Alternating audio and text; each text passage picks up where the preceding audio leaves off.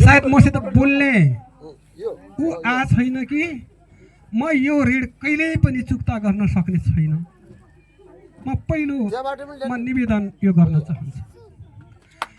मैले सोचेको पनि थिएन, मैले कल्पना पनि गरेको थिएन जो कि मेरा दाजुभाइ मेरो परिवारले यत्रो किसिमबाट यो आयोजना कार्यक्रमको यो आयोजना गरेका छन् र गर्ने छन् भन्ने मैले कल्पना पनि गरेको थिएन।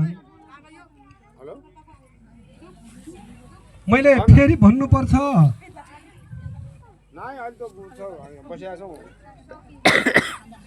केही दिनको मात्रै म यात्रामा हिँडेका थिएँ। सायद मैले यहाँ नआएर म फोनबाटै मेरा दाजुभाइ काकु कन्साबा मेरा भाइ बहिनीहरू आमा बुवामा म फोनबाटै आफ्ना कुराहरू राखेर म लगत्तै नेपाल गइजाने भन्ने सोचमा थिएँ। तर मेरो मनले मानेन। म मेरो परिवार, मेरो आफन्तजन, मेरो गाउँका सबै मान्छेसित मैले भेट नगरेर जाँदा मलाई पक्कै पनि मेरो आत्म शान्ति हुने छैन र मलाई यो समाजले मेरो परिवारले धिक्कार्ने छन् भन्ने मलाई लागेको थियो। मैले समयको धेरै ख्याल गर्नुपर्ने हुन्छ।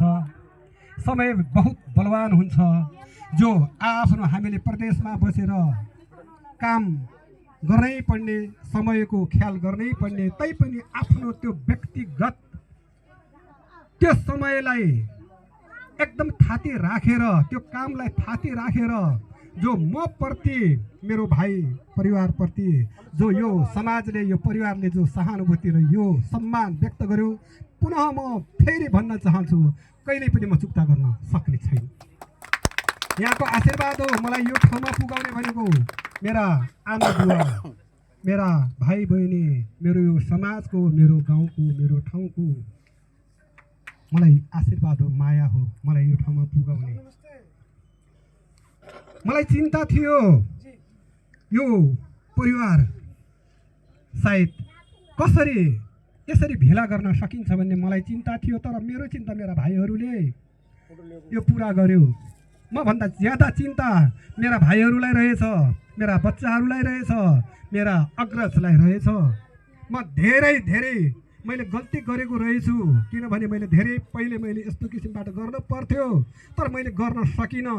यो मेरो धेरै ठुलो कमजोरी हो, मैले यो स्वीकार्नै पर्छ। समाजमा आशा गरेको हुन्छ, अपेक्षा गरेको हुन्छ, आफूभन्दा अग्रज आफूभन्दा अगाडि सरेको मान्छेले पक्कै पनि केही भन्लान् केही गर्लान् भन्ने आशा गरेको हुन्छ। तैपनि मैले समय दिन नसक्नु भनेको मेरो धेरै ठुलो गल्ती हो। मैले त्यो कुरा यहाँ समक्ष भन्नै पर्छ। म निरन्तर सम्पर्कमा थिएँ मेरा केही दाजुभाइ काकु कन्साबासित म निरन्तर सम्पर्कमा थिएँ। यहाँ कुरो आज पछि हामीले छुट्टै मिटिङ बस्नुभन्दा अब त्यो किसिमबाट त हामी बसौँला।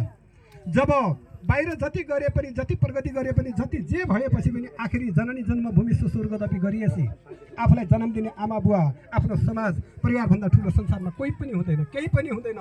मान्छेले आफ्नो किसिमबाट मान्छे जुनसुकै ठाउँमा बसे पनि, जुनसुकै ठाउँमा बसे पनि, चाहे अमेरिका दुई चारवटा घर भएपछि पनि त्यो सम्पत्तिले मान्छेलाई कहिल्यै पनि पुग्दैन र त्यो आत्मसन्तुष्टि त्यसले दिँदैन। त्यो मात्र सबै थोक होइन, तर यो आफ्नो किसिमबाट हुनसक्छ। जसले मानव भएर जन्मिसकेपछि गल्ती हुन्छ, जानेर अथवा नजानेर।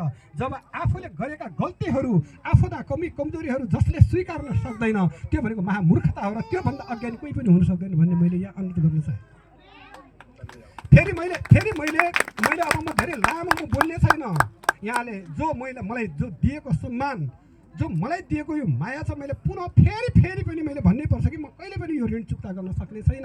तर चिन्ता रह्यो, यो हाम्रो थोरै देवता सम्बन्धमा कुरा थियो। भाइले यहाँ जो अब हाम्रो कुनै किसिमको घटना घटिसकेपछि त्यो कसरी गर्ने, कति दिनपछि गर्ने, कति महिनापछि गर्ने, कति वर्षपछि गर्ने, अब यसैमा हाम्रो समाज पनि अलिकति रुल मिलेको थियो। मलाई पनि चिन्ता थियो, साह्रै चिन्ता थियो, हाम्रो समाजलाई पनि चिन्ता थियो। तर एकल किसिमबाट दुई चारजना मात्र बसेर यदि कुनै किसिमको निर्णय गरेपछि देखा त्यसले यसो गर्यो, यहाँ मेरो यसो भयो भन्ने किसिमको, हामी त त्यस्तो किसिमको होइन। हामी एक बाका छौँ, हाम्रो त्यो समाज, हाम्रो त्यो परिवार हो, कुनै किसिमको दायाँ बायाँ नभएको परिवार हो।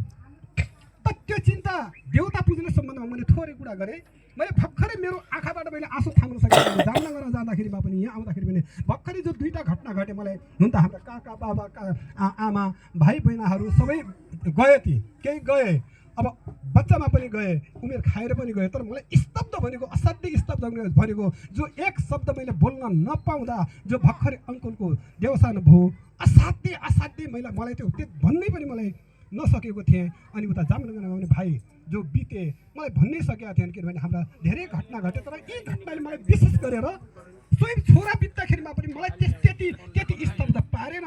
जो कि अहिले जो अङ्कल हाम्रो भर्खरै बित्नुभयो, त्यो घटना घट्यो, मलाई मेरो दिमागले काम पनि गरिरहेको थिएन। मैले त्यो यहाँनिर अनुरोध मैले गर्नै पर्छ। अब देउता सम्बन्धमा म प्रत्यक्ष टचमा थिएँ अङ्कलको। हाम्रो यही गर्दाखेरि, किन भनेपछि उसमा शक्ति, देउतामा शक्ति होस् नहोस्, यसको अर्थ यो पनि नजाओस् फेरि ए सर शिक्षित मान्छे अझ फेरि चाहिँ त्यही पुरानै जमानामा पुरानै रीति होइन, मान्नुपर्छ।